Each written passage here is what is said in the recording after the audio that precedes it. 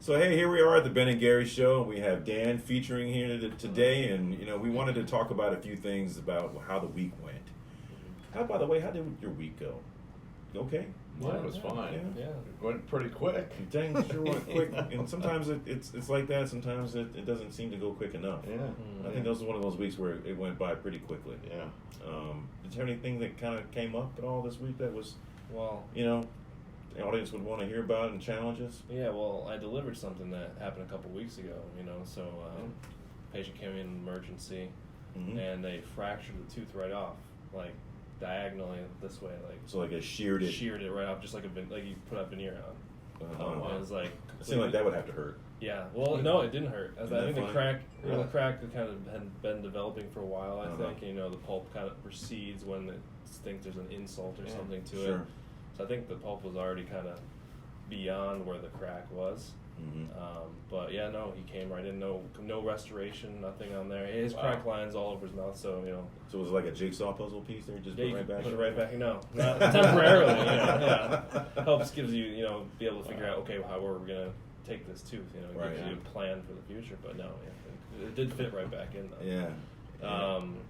It's always nice when you can do that and just say, "Hey, I think we're done here." But you could technically do that, right? And for a smaller piece, I think it would be acceptable at least for short term. Short term, yeah, they'll be back. But yeah, I think it was actually out for like a whole 24 hours, so the tooth had actually dried out, and it was significantly lighter than all the teeth next to it. I understand. That really wouldn't work either. It kind of makes it stand out there when you put that right back in. So you had to do what? What'd you do? What'd you end up deciding to do? Well, so first I put it back, like you said, just to kind of get a shape of where we want the tooth to go. But then essentially just prep the tooth for a crown because there wasn't enough tooth to do a veneer. When there's not enough enamel left. Right front tooth or left front tooth? Left front tooth. How did he do it? He's just eating something like that? I guess, yeah. I think it was a walnut or something like that. It's expensive walnut.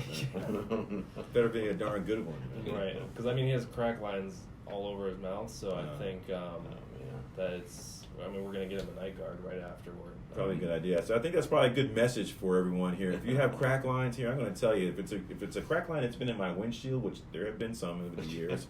I've never seen one get smaller. They only get bigger. So eventually, it's going to propagate through to a point where this happens. Right, just fracture. How did this happen? I was just eating a salad. Well, bread. Bread. I was just eating something really soft, and it's like how many times have we heard that story? At the end of the day, it wasn't the thing that they bit into that really did it. It was a slow degradation. As I said, the straw that broke the camel's back. Straw that broke the camel, the walnut. It wasn't the that one broke straw. The tooth. That wasn't that one walnut. Yeah. So how did it all turn out? The walnut that broke the tooth, right? Yeah, exactly. It was great. So we prepped him for the crown, took some pictures, and it was in the McLean office. So we were able to schedule him. We took pictures for the lab to make sure they got the right color. And we scheduled him in the M Street office where we have our lab there, and we were able to kind of make sure we got the perfect color match the same day. Yeah, it's a bit like Shangri-La, in terms of a dentist. I think it's like it's one thing to be, if you're trying to match one single tooth to the rest of the other teeth there, it has to be a spot-on match. Otherwise, it's a dead giveaway when it looks a little different. Right, and that is the most difficult restoration to do when you're matching two. A single front tooth to a natural front tooth. Yeah. Some people would rather just do the whole arch rather than just doing that one tooth, right? Or even just saying, listen, we got to do two crowns instead of just one. Right. And who wants to really have to do something to another tooth that you don't really have to do, or you're doing just because you're trying to match it? It seems a bit, aggressive to me. But that's the advantage we have here is that we have the lab and ceramics where it comes in, and takes the shade, and he gets it spot on. It's I don't know how many times he's done that for me that it's really makes the patient happy. It's the way to practice, from our standpoint. But ultimately, I think that what we deliver is what a patient wants. Right. Patients they don't want a crown. They want a tooth. They want a tooth. They want their smile to look normal, or look better. That's the real end game. And so I think in order to get you there, having these things that we have, our lab, our years of expertise. We just celebrated Rick's 19th year in the practice. That's a lot of answer. That's a lot of that's a lot of experience. Yeah. And he started when he was 12, so that's why he still looks like but yeah, he's been at it a little while, and so it's just a tremendous advantage. It would be the kind of place if I'm looking for custom type of dental work to kind of get it right on the first time. Right, you don't have to bring it back. And I have to bring it back, put the temporary back on, and then try to go do this again, send the crown away to somebody who still has never met the patient, never seen them under the same light. Right. It just, I can't understand how that would work well otherwise. So, I have heard stories of dentists who will take pictures of a patient to match the single front tooth, and the lab will make sometimes 2 or 3 crowns that are just a little bit shade variation here and there. I have heard of that. And that just lets you know how difficult this is, because certainly even the highest level labs do that, but it's all based on the fact that they can never really see the patient. Right. Exactly. And so who wants to? I mean, it's such a blessing to be able to practice the way that we do, to be able to deliver the kind of service that we do, and do it in such a seamless manner in an environment that they want to be in. Right. Definitely. Yeah. That's the other thing is, like, if you have to bring it back, the temporary has to be on there longer, and when the temporary, you don't want the temporary on the tooth too long because it doesn't really seal the tooth the way a few months is one thing, a year is another. And it just leads you up to open up the door to what could happen, and if that happens, Murphy always shows up at the most inopportune time. Exactly. So we hate when he shows up. It's never good. It's never on your time. No, it isn't.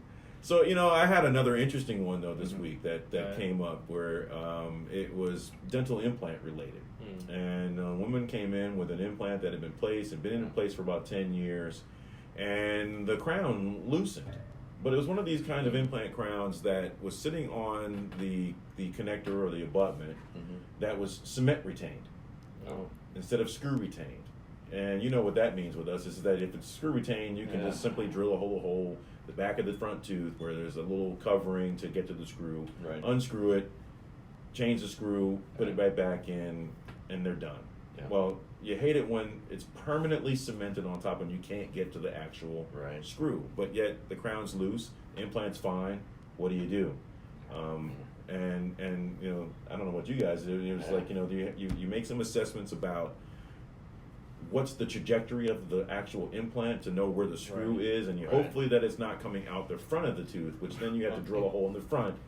Then at that point in time, you're committed to probably getting a new crown, because nobody wants like a gray-looking hole in the front of their tooth. The filling is not the same. You can't make it look right. So they have to commit to a new crown and probably a new abutment. And so I explained all this to the individual patient, and we were prepared to be able to make a temporary implant crown and abutment that would suffice while we're making another one. But that requires expense. You have to buy a new abutment, a new crown. There's a temporary crown, and then you have to come back another time to be able to get all that placed again. That's time, energy. Well, we can do it, and it's all situation saved, but it wastes a lot of time, and I don't know how great of an experience that really is. And so, but there is a chance that if you drill a hole through that crown and try to find where that screw hole is, that it's possible to a screw chamber, I should say, is what I should call it. But for our lay people, it's a screw hole, and and try to get to retighten that screw. Well, I found out, went through it, and it was actually the trajectory was not going through the front of it.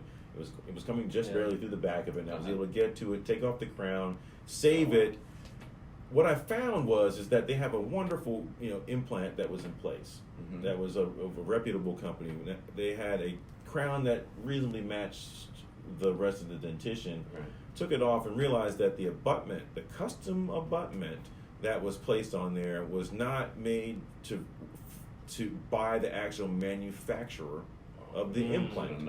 So it's what they call a knockoff, a fake. It does fit, it does connect. There are the files necessary to be able to make these things so that they're correctly, they're going to correctly seat on there. But if you compared the connection of a knockoff abutment to it's a custom one, to a custom made abutment first party or made by the actual manufacturer, and look at them side by side, the untrained eye will obviously be able to tell it's different. Microscopically there is a difference. So after a period of time, if there's not an exact match and fit, you can get some little what they call micro movement, and as that starts to shimmy a little bit more and more and more, you end up with a loose screw or a broken screw. In this case, it was actually kind of worst case scenario is that it's loose. If it's broken, at least you can kind of get to it, you know. But if it's loose, then how do you get to it without damaging anything? Long story short, we're able to get to it. We changed and also too, not only was the abutment different, but they also used a knockoff screw. Oh Jesus, it's getting better. So it's not as stable. So the solution to this one was that we were able to get it off. I was able to put in a brand new proprietary screw for this implant system, which we had on hand, fortunately. And retightened it back in, filled in the back, and told her, listen, it's tight. We've saved this. We've saved you time, energy, and money. However, if this was to loosen again, we got to basically start over from scratch, at least on the crown and implant, abutment part. Yeah, at the very least, hopefully the screw with the threads will hold a little bit tighter. Hopefully so. Hopefully so. But she's been informed. She was super grateful that we were able to save it and kind of basically take care of this in one fell swoop. Right.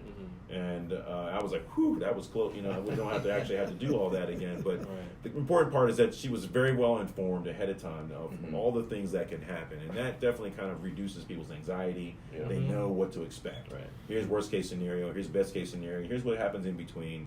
She trusted me to be able to do it. And I referred her right back to her general dentist who was taking care of her, and under the care of her, also the periodontist who referred her to me. Everyone was grateful. Everyone walks away happy. She knows what to understand. If it loosens again, she knows what to do. Right. There you go. That's what we do. Yeah, it's fun to be able to kind of turn those kinds of things around. But in the meantime, in the midst of it, it's a little nerve-wracking. You don't know what's going to happen. You don't know what's going to happen here. So hopefully I can tell her about what worst-case scenario looks like and hopefully coming under that. Right. That's a day in the week of Smiles International. At the Ben and Gary Show, along with Dan.